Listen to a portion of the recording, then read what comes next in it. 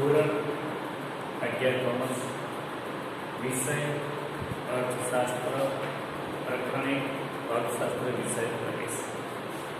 અગાઉના વિડીયોની અંદર આપણે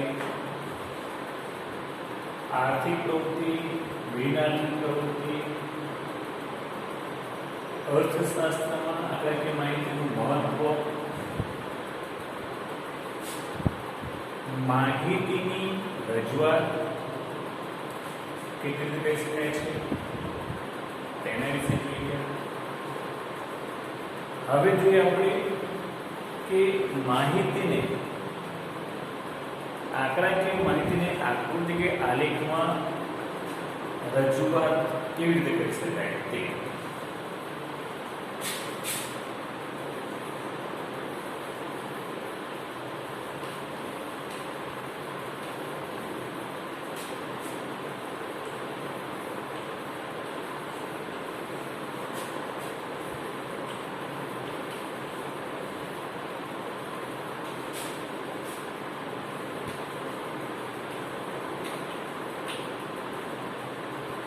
આંકડાકીય માહિતીની આકૃતિ કે આલેખમાં રજૂઆત કરતી વખતે કઈ કઈ બાબતો ધ્યાનમાં રાખવું તે જોઈએ. હવે આંકડાકીય માહિતીને અર્થશાસ્ત્રમાં સામાન્ય રીતે 3 રીતે રજૂ કરવામાં આવે છે. એક સ્તંભાકૃતિ દ્વારા, બીજું પાસે સ્તંભાકૃતિ દ્વારા, ત્રીજું વૃત્તાંશ આકૃતિ દ્વારા.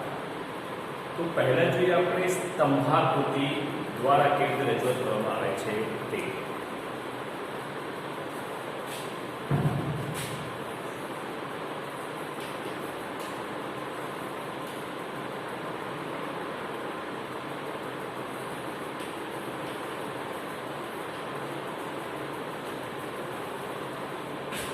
સ્તંભાકૃતિ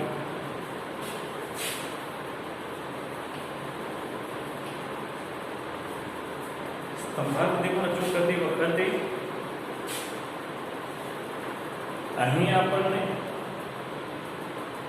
ભારતમાં એક વર્ષ દરમિયાન કૃષિમાં ઘઉંનું ઉત્પાદન કેટલું થાય છે તે આપેલું છે. એની આપણે સ્તંભાકૃતિમાં જોઈએ. વર્ષ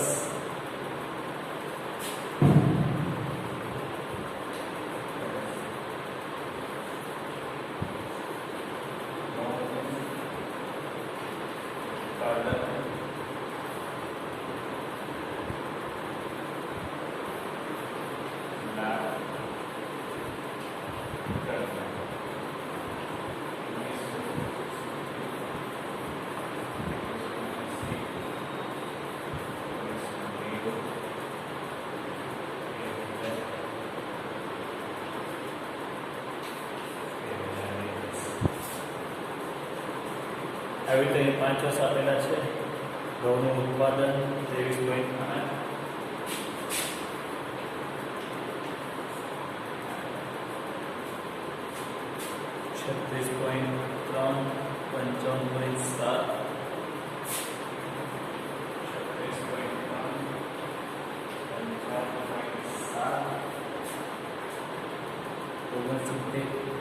અને 86.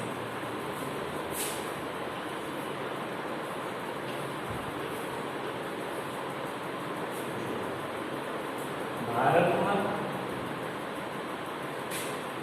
1970 થી લઈને 2010 સુધી 50 વર્ષના સમયગાળા દરમિયાન ઘઉંનું ઉત્પાદન લાખ ટનમાં કેટલું થયું છે તે આપે છે. હવે આને આપણે અહીં જુઓ, એક સ્વતંત્ર ચલ છે અને એક જ પરતંત્ર ચલ છે.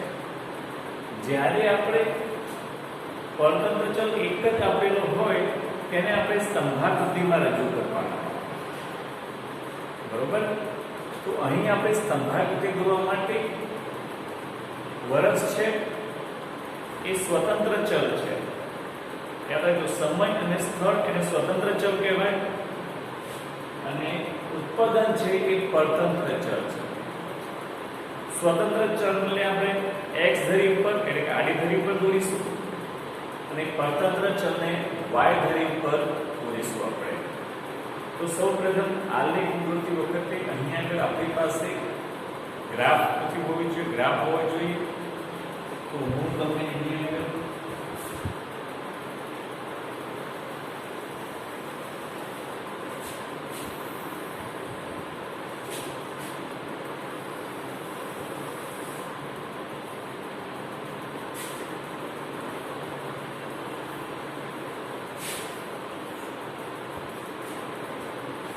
ઊભી ધરી છે એને y ધરી કહીશું, આડી ધરી છે x ધરી કહીશું.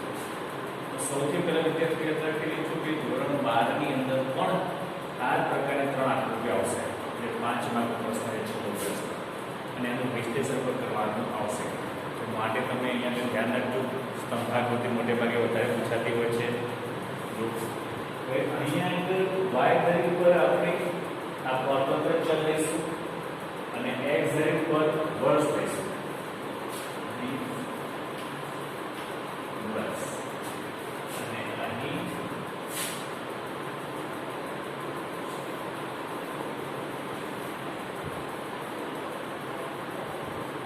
ઊભી ધરી ઉપર y ધરી ઉપર ઘઉંનું ઉત્પાદન લઈશું. આપણે સ્કેલમાં આપણે નક્કી કરવાનું. તો વિદ્યાર્થીઓ જોવાનું આપણે કે ઉત્પાદન વધુમાં વધુ છે 86 છે.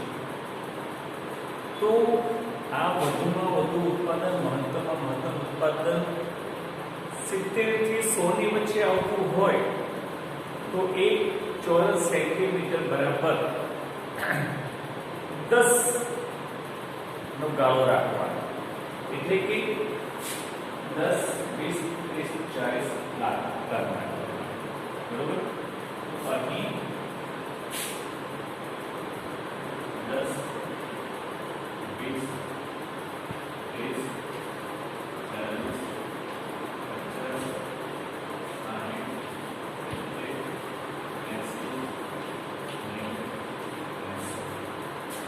10 20 30 40 50 60 દરેક વચ્ચે સરખું અંતર રહેવું જોઈએ. બરોબર. આ પહેલું છે. અને હવે પરતંત્ર કહીશું ઘઉંનું ઉત્પાદન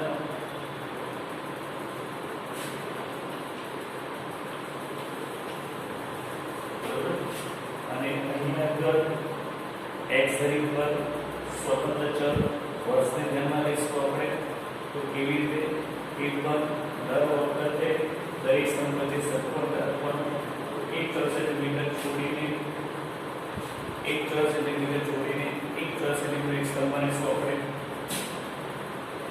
એ પહેલું વર્ષ કયું છે 1980. અહીં લખવાનું 1970. બરોબર. તો હવે સ્તંભ કેવી રીતે દોરવાનો કે 1970 માં 23.8 લાખ ટન છે. 23.8 ક્યાં આવે? તો અહીં આ 20 છે. પછી ગ્રાફની અંદર બે પ્રકારના ગ્રાફ આવતા હોય છે. એક 5 ખાના વાળો ગ્રાફ અને બીજો 10 ખાના વાળો ગ્રાફ. જો તમારી પાસે 10 ખાના વાળો ગ્રાફ હોય તો સિમ્પલ રહેવાનું છે. 23.8 એટલે 24 ગણી શકાય. તો 20 કરી 4 ખાના લો એટલે થઈ જાય. 5 ખાનાનો ગ્રાફ હોય તો 1 ખાના બરાબર 2 લેવાના. બરોબર. તો અહીં 23.8 છે 24 નો ફિનિશ. તો 20 પછી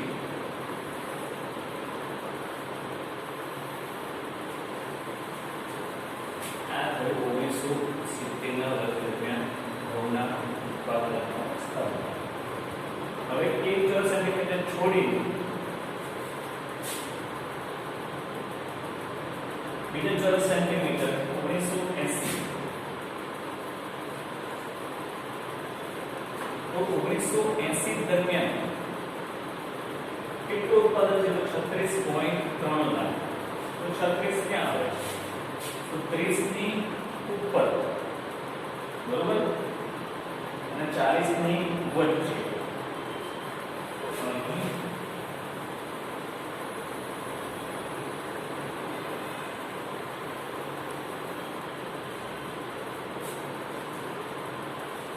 તમારી પાસે ગ્રાફ પદ્ધતિ ન હોવાથી હું ડાયરેક્ટ સ્કેલ ઉપર રજૂ કરું છું, તો તમે ગ્રાફ પદ્ધતિમાં દોરશો તો એ પ્રમાણે તમે એક્ઝેક્ટ માપ પ્રમાણે લઈ શકશો.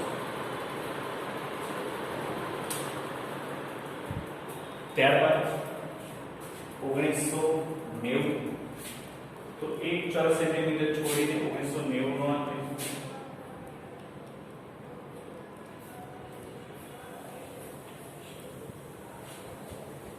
તો 1990 માં કેટલું ઉત્પાદન છે? તો 55.7. બરોબર. તો 55.7 કેટલું છે?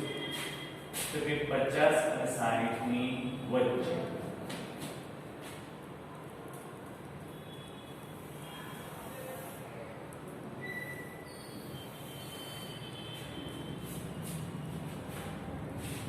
આ થયું 1990 ના વર્ષના ઘઉંના ઉત્પાદનનો સ્તર. જોઈ એક વખત વિદ્યાર્થીઓ ખ્યાલ આવે તમને? ત્યારબાદ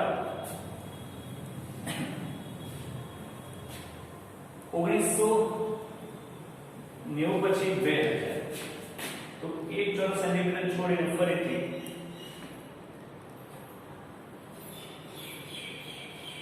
2000 વર્ષ દરમિયાન કેટલું છે? 69 લાખ ટનનું ઉત્પાદન છે.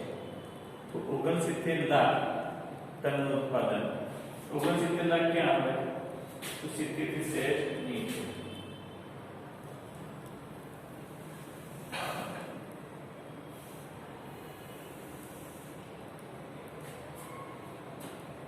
બરોબર. ત્યારબાદ 2010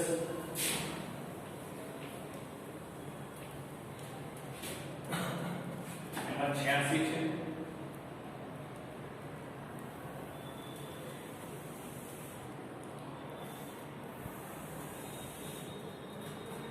આ તો 2010.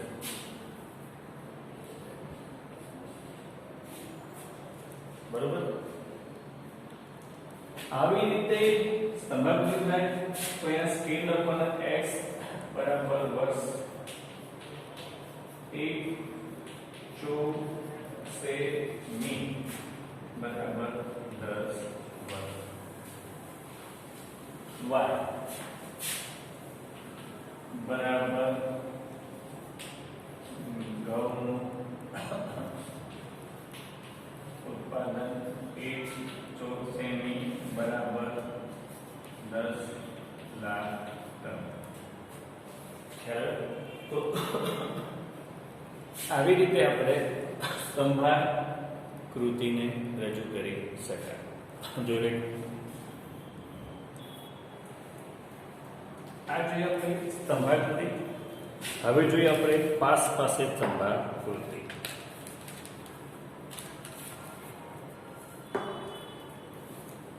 હવે જ્યારે એક સ્વતંત્ર ચલ આપેલો હોય અને બે પરતંત્ર ચલ આપેલા હોય તો ત્યારે આપણે તેને પાસ પાસે સ્તંભાકૃતિમાં રજૂ કરવાની છે.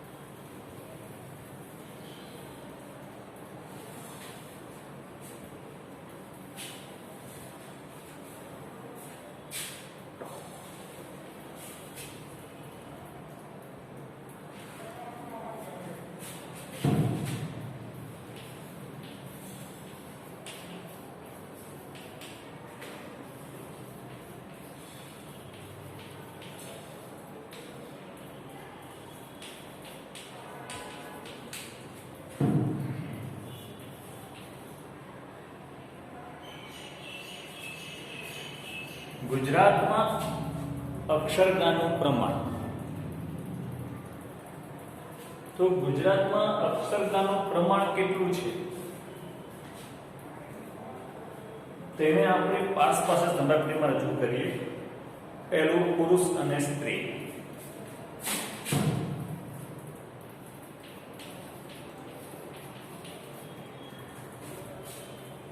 અહીં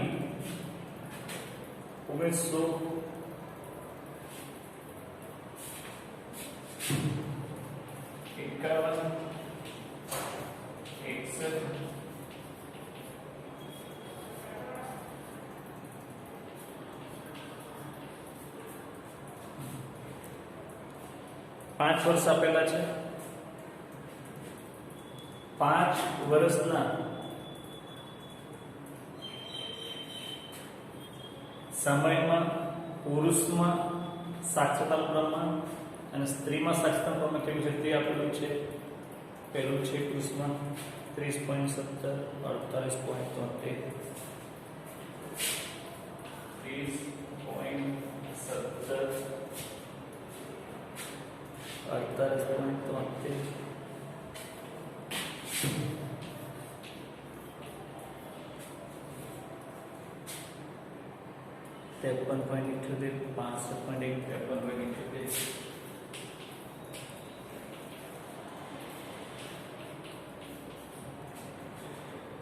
અને છેલ્લે છે 73.2.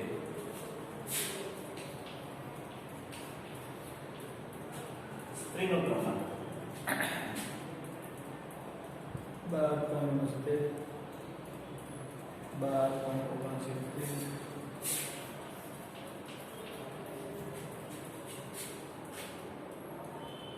12.77,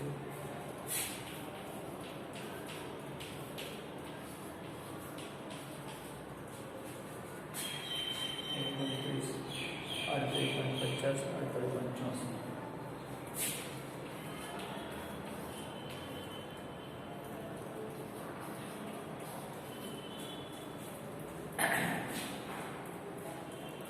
અહીં આપણને ગુજરાતમાં પુરુષ અને સ્ત્રીઓનું અક્ષરજ્ઞાનનું પ્રમાણ કેટલું છે તે કીધું છે.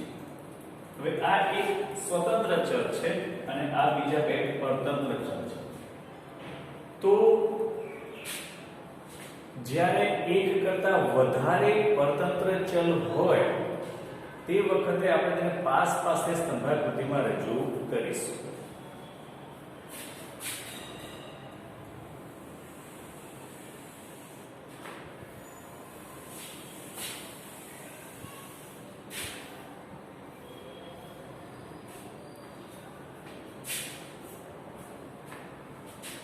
વર્ષને આપણે આડી ધરી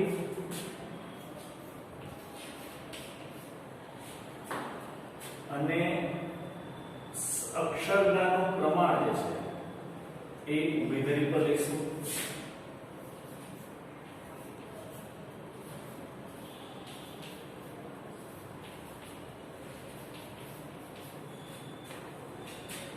બરોબર, આ ચક્રવાળી. તો અહીં આ અક્ષરજ્ઞાનનું પ્રમાણ જે છે એમાં આપણે જો મહત્તમ કેટલું છે તો કે 73.13. તો મેં તમને કીધું કે 70 થી 100 ની વચ્ચે હોય તો 1 ચોરસ સેન્ટીમીટર બરાબર 10 પ્રમાણ લેવાનું. 20, 10, 20, 30, 40, 50, 60, બરોબર. y ધરી પર આપણે અક્ષરજ્ઞાનનું પ્રમાણ લીધું, x ધરી પર વર્ષ લીધા. હવે એક સમજોતા તમને ખ્યાલ આવી ગયો છે. અહીં બધાની વચ્ચે 1 ચોરસ સેન્ટીમીટર અંતર છોડવાનું છે. હવે અહીંયા આગળ આપણે આ બે પ્રમાણને સ્તંભમાં કેવી રીતે રજૂ કરીએ તે જોઈએ આપણે. તો પહેલા 1 ચોરસ સેન્ટીમીટર છોડી દો. તો પહેલું વર્ષ છે 1951. તો 1951 ના વર્ષ દરમિયાન પહેલા પુરુષોનું છે 30.17%. તો 30.17 નો પહેલો શબ્દ જોઈએ તો 30.17 એટલે એક્ઝેક્ટ 30 તો 40 છે.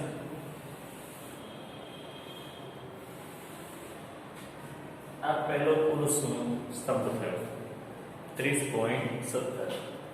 હવે પાસે શબ્દ એટલે એની બાજુમાં જ બીજો શબ્દ દોરવાનો સ્ત્રીનો જે 12.79 છે, જેને આપણે 13 તરીકે ઓળખી શકીએ.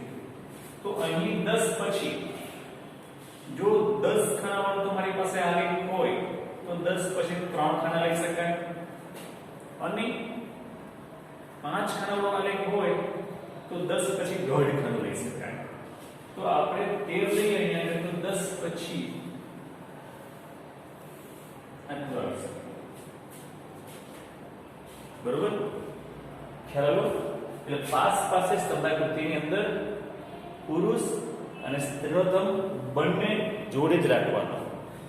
ખ્યાલ આવ્યો કે પાસે સ્તંભાકૃતિ.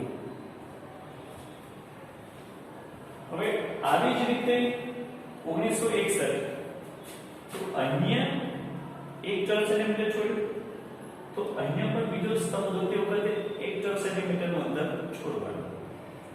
તો 1961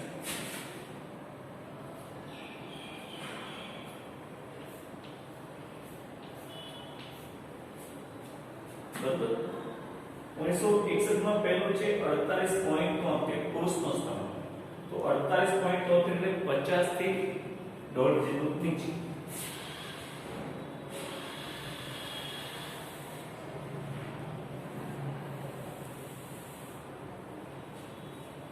બરાબર.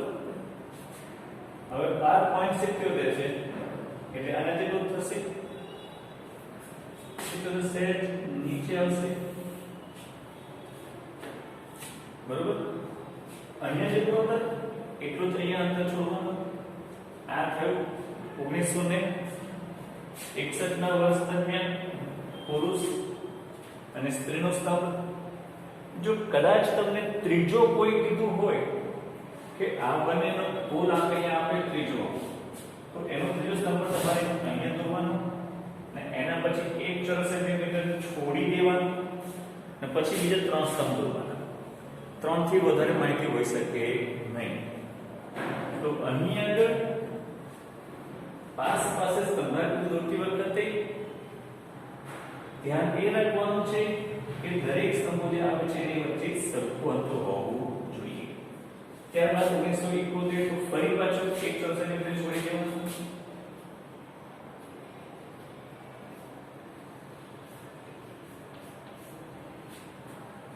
તો 53.78 તો અહીંયા આગળ 50 થી ઉપર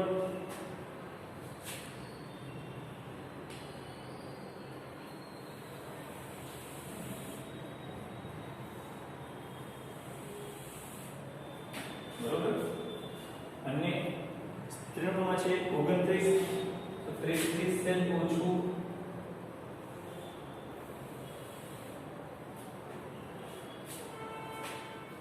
ખ્યાલ આવ્યો વિદ્યાર્થીઓ? બરોબર.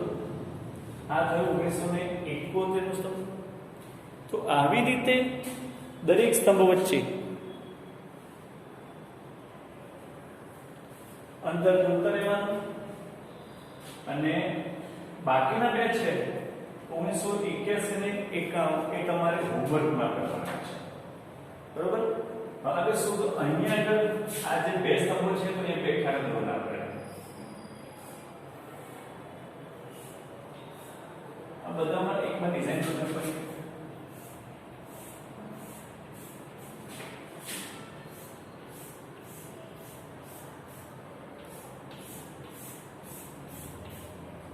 તો અહીંયા પણ એક પ્રકારે ડિઝાઇન બનાવવાની. એ પહેલો સ્તંભ કોનો હતો? પુરુષનો હતો. અહીંયા લખવાનું પુરુષ અને ખાલી રાખી કોણ છે? સ્ત્રીનો. બરોબર. સ્કેલમાં x બરાબર વર્ષ 1 ચોરસ સેમી બરાબર 10 વર્ષ, y બરાબર 1 ચોરસ સેમી બરાબર 10%. ખ્યાલ? તો આવી રીતે તમે હોમવર્ક ની અંદર બાકીના 2 વર્ષ છે આજ આલેખ ઉપર દોરીને આગળના 2 વર્ષ તમારે હોમવર્કમાં દોરવાના છે. ખ્યાલ આવી વિદ્યાર્થીઓ? જોઈ લો એકવાર.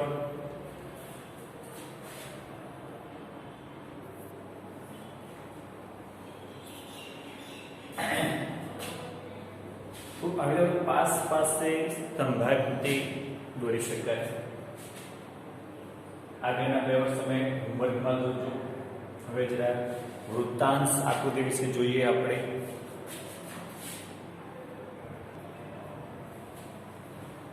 વૃત્તાંશ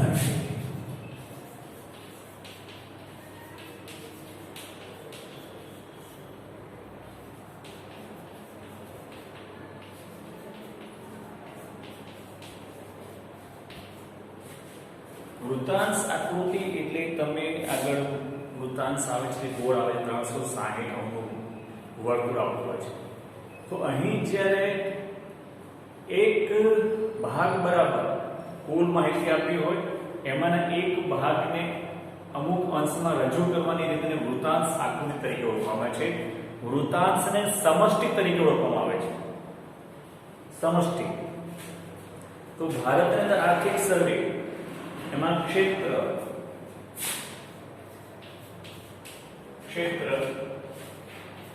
ખેતી,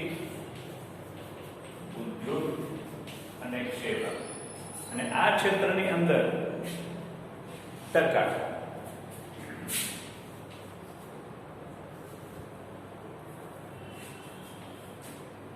18, 36 અને 46.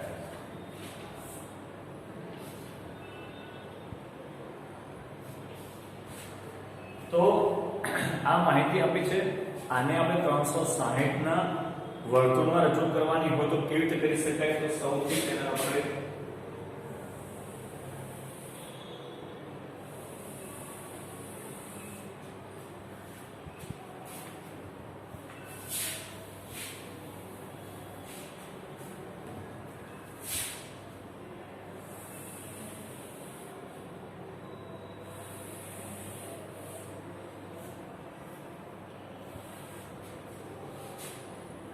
એક 360 અંશનું એક આવું વર્તુળ દોરવાનું અને આને અંશમાં ફેરવવા હોય તો કેવી રીતે ફેરવી શકાય? તો કે 18/100 અંશ, બરોબર? એટલે 36/100 અંશ. એટલે આપણને અહીંયા આગળ અંશ મળશે. તો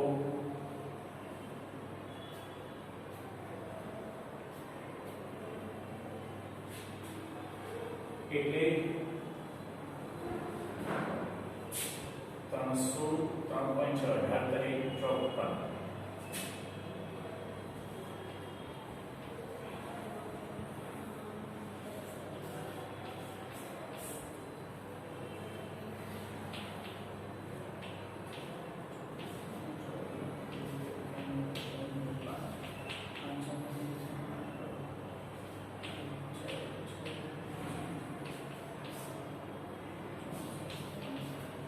અંદાજે 64.8 અંશ આવે.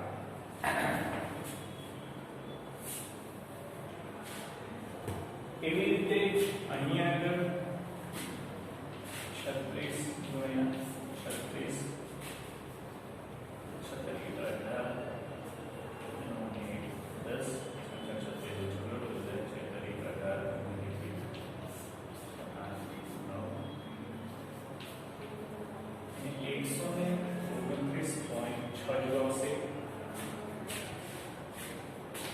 બાકી તમારે જોવાનું. બરોબર? આગળ હોમવર્ક કીધું. હવે અહીંયા આગળ અહીં 0 થી ચાલુ હોય, અહીં 90 હોય, અહીં 180 હોય અને 270 અંશ આપેલા હોય. તો પહેલું જે 64 અંશ, તો અહીંથી ચાલુ કરીને આપણે અહીંયાથી બાઈ શકીએ 90 ભાગ 30 ને 30 60 4 64. તો પહેલો મને આપણે આ કે જે ખેતી છે, બીજો પછી છે 129. તો આગળનો સરવાળો કરી દઈએ આપણે. તો આ એટલે 14 4 5 9 14 ને ફરી 107 9 9 154 ચલે 180 પછી આવે એટલે અહીંયા આવશે આ થયું ખેતી આ ઉદ્યોગ અને આ સેવા તો અહીં આવી રીતે આ અંશ તમારે શોધવાનું ખાસ એ જોઈ કેવી રીતે શોધી શકાય તે બરોબર ટોટલ જેટલા હોય તે ટોટલ ભાગે કરવાનું મળે 360 બરોબર હવે આને અલગ અલગ ડિઝાઇન કરી દેવાની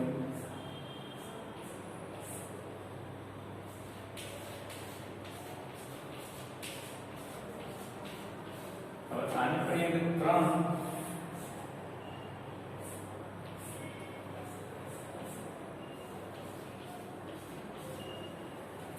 તો આવી રીતે અહીંયા લખવામાં ખેતી ઉદ્યોગ અને સેવા તો આવી રીતે જ્યારે કુલ માહિતીમાંથી એક એક ભાગમાં અલગ અલગ વહેંચીને આપણે આકૃતિ બનાવી છે અને વર્તુળમાં રજૂ કરી છે તેને વૃત્તાંશ આકૃતિ તરીકે ઓળખવામાં આવે છે આમાં કેટલી ટકા લખો તો લખી શકાય કે આની અંદર 18 અહીં આગળ લખી શકાય 36 અને અહીં લખી શકાય 46 તો આવી રીતે આપણે વૃત્તાંશ આકૃતિને રજૂ કરી શકીએ છીએ તે જોઈ લો એકવાર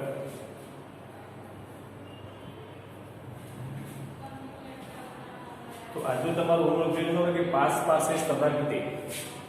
પાસે સ્તંભાકૃતિમાં જે 2 વર્ષની સ્તંભાકૃતિ દોરવાની બાકી હતી એ તમારા હોમવર્કમાં દોરવાની છે આજે